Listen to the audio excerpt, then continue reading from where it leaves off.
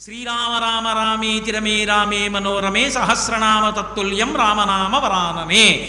రామ రామ రామ అని 3 మాటలంటే చాలు పార్వతి విష్ణువు యొక్క సహస్రనామములు చెప్పేసినట్టే.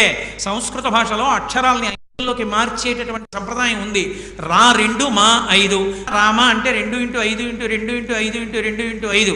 2 5 10, 10 2 20, 25 100, 2 200, 100 2 200, 205 1000. సహస్రనామ తత్తుల్యం రామనామ వరాననే. అందుకని ఒక్క రామనామాన్ని 3 మాటలు పలికితే సహస్రనామ తత్తుల్యం విష్ణు సహస్రనామ స్తోత్రాన్ని చెప్పేసినట్లే. అంత గొప్ప నామము. ఆ నామాన్ని ఎలా పలకచ్చు అని అడిగారు. బిడ్డ పేరు పెట్టి పిలిచిననైనా, ఏదో ఎకసక్కంబునకైన పద్య గద్య గీత భావార్థములనైన కమలనయను పిలువ కలుష హరము. రామనామాన్ని మీరు ఏదో పిల్లాడికి పేరుగా పెట్టుకుని ఒరే రామ ఇలారా రామ ఇలారా అని పిలిచి